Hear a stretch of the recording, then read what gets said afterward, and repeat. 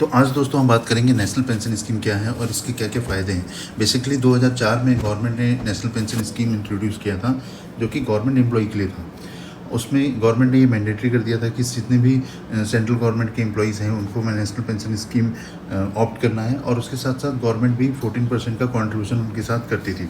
और उसके बाद आज के टाइम में इसमें हर सारे एम्प्लॉय जो भी 18 साल से लेकर के 70 ईयर्स तक हैं, वो कोई भी कंट्रीब्यूट कर सकते हैं मिनिमम अपने अमाउंट के साथ साथ। तो आइए हम आज इसकी बात करेंगे कि नेशनल स्कीम क्या क्या है और इसके क्या क्या डिटेल और आगे आपको जाननी चाहिए।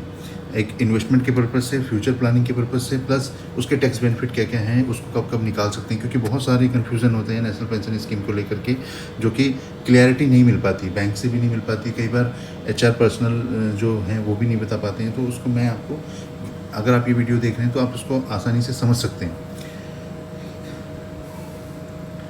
Who should invest in the NPS। तो NPS में ये बहुत ही अच्छी स्कीम है, जिसमें कोई भी प्राइवेट सेक्टर में जो जॉब कर रहे हैं वो इंडिविजुअल्स, रिटायरमेंट सारे लोग इन्वेस्ट कर सकते हैं। इसमें पोस्ट रिटायरमेंट के बेनिफिट है, इनफैक्ट सैलरी से रिलेटेड बेनिफिट है, ATC डिडक्शंस के अलावा भी आपको इसमें बेनिफिट मिल सकता है। और इसमें 18 से लेकर के 70 ईयर्स तक के कोई भी एम्प्लॉय अपना मिनिमम कंट्रीब्यूशन दे करके इन्वेस्ट कर सकते हैं। लेकिन इसमें इन्वेस्ट नहीं कर सकते हैं जो आर्म फोर्सेस से हैं, और वो लोग इन्वेस्ट नहीं कर सकते हैं। National pension scheme and benefit, इसके रिटर्न और इंटरेस्ट जो है वो कि PPF के अकॉर्डिंग ही होते हैं। मतलब इसमें आपको एवरेज जो है वो 9 से 12% तक का रिटर्न मिल जाता है। इसके साथ साथ इसमें टैक्स के बेनिफिट मिल जाते हैं। अगर आप जैसे टैक्स स्लैब आपका 30% है और आपको आपने वहाँ से टैक्स बचा लिया, प्लस ये 9 से 12% का अपना एनुअल रिटर्न ले लिया, तो आपका टोटल अमाउंट मिलाकर के काफ़ी अच्छा रिटर्न आ जाता है इसमें। रिस्क असेसमेंट इसमें बहुत ही नॉमिनल है। जब भी आप अपना फ़ंड सेलेक्ट करेंगे तो उसके अकॉर्डिंग आप अपना रिस्क असेसमेंट कर सकते हैं। इसमें 70 to 50% का प्लस है, उसके कैप है 50% का, जो एन्युटी है कि आपको इतने अमाउंट तक की मिनिमम इन्वेस्टमेंट रखनी है। बाकी का आप अपना किसी भी फंड में लगा सकते हो, निकाल भी सकते हो। तो वो हम आगे बात करेंगे। Tier 1 Tier 2 अकाउंट है इसके रेगुलेटेड जो मॉनेटरी अथॉरिटी है वो है PFRDA, जो कि आपको pension fund regulatory development authority है, जो कि NPS ट्रस्ट को मैनेज करती है, बैंक्स को कंट्रोल करती है, फंड्स को मैनेज करती है, और फंड्स को मैनेज करने के बाद उनको उनके रिटर्न्स वगैरह पे मॉनिटर करती है। फ्लेक्सिबिलिटी इसमें काफ़ी अच्छी है, जिसमें आप देखोगे कि फ्लेक्सिबिलिटी काफ़ी अच्छी है इसमें। और इसके जो NPS subscriber can contribute fund at any time, कब आप किसी भी फाइनेंशियल ईयर में कभी भी अपना फंड इन्वेस्ट कर सकते हैं। और साथ ही साथ इसका 80 CCD 1 और 2 में दोनों में बेनिफिट ले सकते हैं। National pension scheme and tax benefit, ये सबसे मेन इंपॉर्टेंट चीज़ है जो ये है, जिसमें हम बात करेंगे कि किस तरह से नेशनल पेंशन स्कीम वर्क करता है। और इसके टैक्स बेनिफिट ATC के अलावा आप देखोगे कि ATC के अलावा भी इसमें टैक्स बेनिफिट है और उसके अलग रूल्स हैं। तो employ can contribute to NPS can claim following tax benefit. और तो इसमें आपको टैक्स बेनिफिट, अगर आपके इसमें 2 टाइप के कंट्रीब्यूशन होते हैं। एक तो होता है एम्प्लॉयर साइड से और दूसरा होता है एम्प्लॉय साइड से। अगर आप एम्प्लॉयर साइड से करते हो, एम्प्लॉय साइड से करते हो तो 50,000 अपना इन्वेस्ट कर सकते हो। और अगर एम्प्लॉयर साइड से करते हो तो आपको 10% ऑफ बेसिक प्लस DA तो ATCCD 1 में। और अगर आपने 50,000 वाला किया है तो ATCCD 1B में इसका एग्जम्पशन ले सकते हो। ये बहुत ही फ़ायदेमंद है। Employ tax benefit on employer contribution, जैसे मैं आपको पहले बता रहा था कि आपके बेसिक सैलरी का 10% आपका एवरी मंथ डिडक्ट होता रहेगा, और वो पूरा का पूरा अमाउंट आपका ATCCD 2 1 या फिर इसमें जा कर के 100% एग्जम्प्ट हो जाएगा। मान लो किसी ने अगर अपने 1.5 लाख की लिमिट ATC से कवर कर ली, उसके बाद HRA क्लेम कर लिया, और अगर इसमें से भी 1 लाख रुपए का इन्वेस्टमेंट करके बचा लिया, तो उसके जो लिमिट है वो काफ़ी अच्छी इन्हांस हो जाती है, और टैक्स में जो है वो काफ़ी रिलैक्सेशन मिल जाता है। और उस पैसे को इन्वेस्ट करके अपना आगे का फ्यूचर प्लान कर सकते हैं, क्योंकि टैक्स डिडक्शंस हमेशा बर्डन लगते हैं। और गवर्नमेंट का भी फोकस है कि आप ओल्ड टैक्स रिजिम लो या न्यू टैक्स रिजिम लो, पर आपको इन्वेस्टमेंट दिखानी है। अब न्यू टैक्स रिजिम में बाकी सारे इन्वेस्टमेंट तो नहीं दिखा सकते, बट NPS एनपीएस सभी जगह एग्जेम्प्टेड है, ओल्ड में भी है, न्यू में भी है। पर न्यू रेजिम में एम्प्लॉई साइड वाला जो इन्वेस्टमेंट है, जो एम्प्लॉई का 50K का इन्वेस्ट करते हैं, वो एग्जेम्प्टेड नहीं है, एम्प्लॉयर साइड वाला एग्जेम्प्टेड है। तो ये आपका इसमें बेनिफिट मिल जाएगा। उस corporate employ national pension scheme after withdrawal rule after तो आप 60 ईयर्स के बाद कभी भी अपना पैसा निकालते हो तो वो एकदम टैक्स फ्री रहेगा। इसमें आप 60-40 50-50 इस टाइप से कुछ पैसे आपको पेंशन फंड में छोड़ने पड़ेंगे और आप बाकी का पैसा निकाल सकते हो, जो कि आप अपने रिक्वायरमेंट के हिसाब से यूज़ कर सकते हैं। National pension scheme early withdrawal and exit rule, इसमें एक फैसिलिटी ये भी है कि आप अपना अर्ली विड्रॉ भी कर सकते हो। जैसे कि अभी आपकी एज मान लो 20 साल है और उसके बाद आपने कंट्रीब्यूशन किया 30 साल तक, तो आप कुछ अमाउंट वहाँ पर भी निकाल सकते हो कि जो कि 100% टैक्स फ्री होता है। प्री मेच्योर एग्जिट में भी आप 80% तक का विड्रॉ कर सकते हो, जिसमें आपको कोई भी टैक्स वगैरह नहीं पे करना होता है।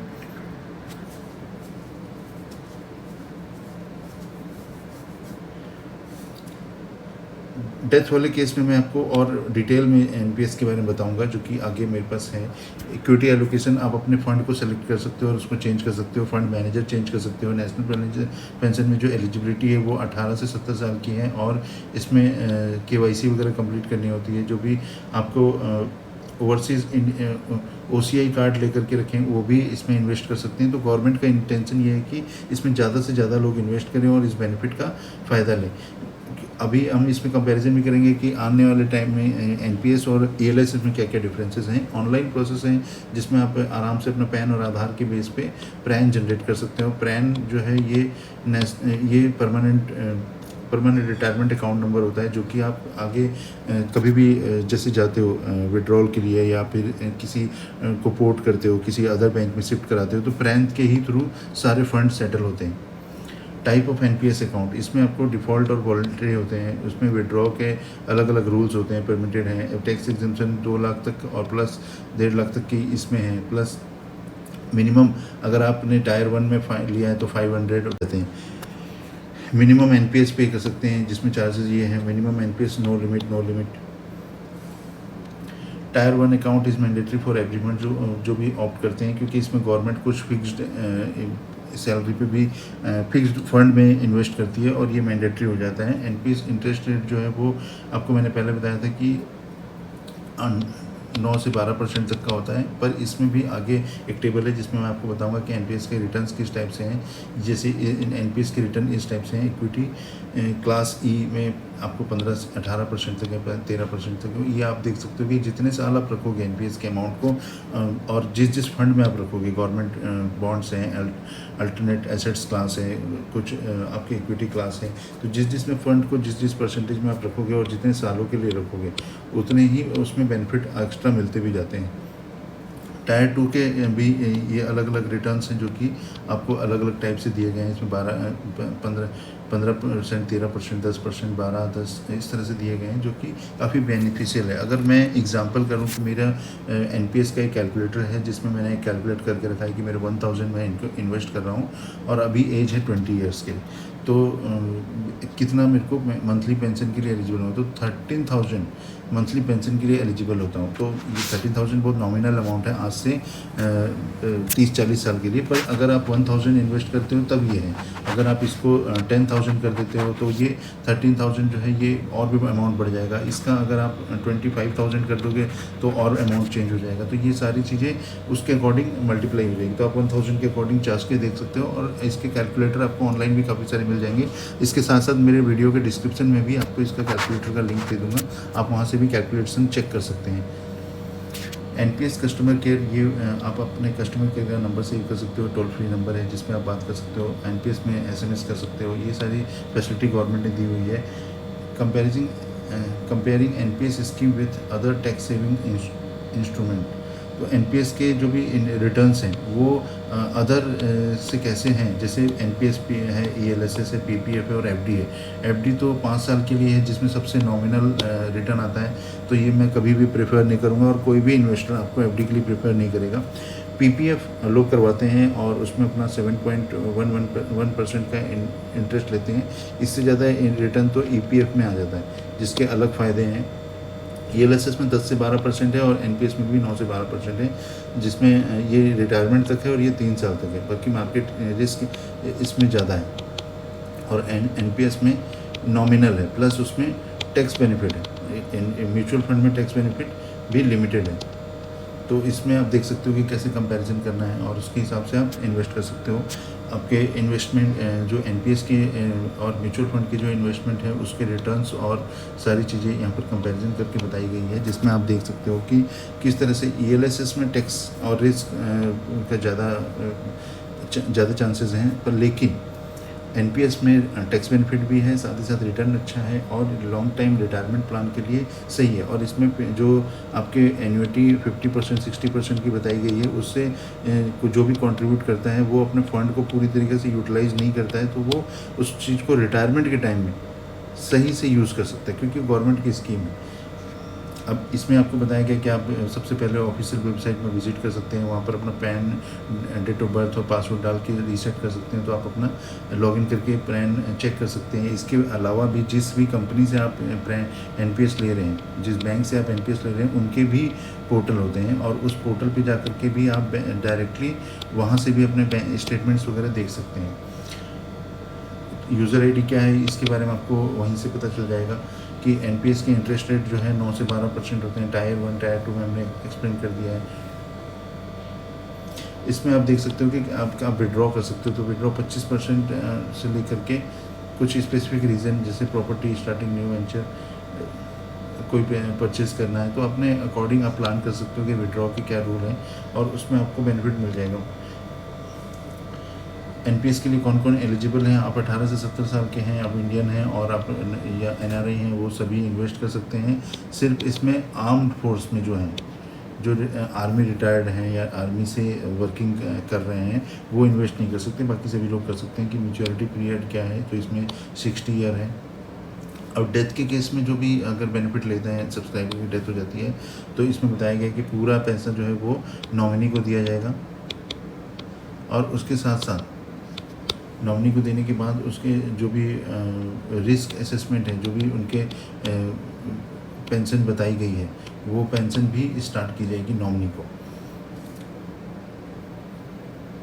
तो इसके कुछ फॉर्म्स होते हैं, जो कि फॉर्म्स फिल करने होते हैं और नॉमिनी को कुछ डॉक्यूमेंट सपोर्ट में देने होते हैं क्लेम के लिए, और वो क्लेम अपना आराम से फाइल कर सकते हैं।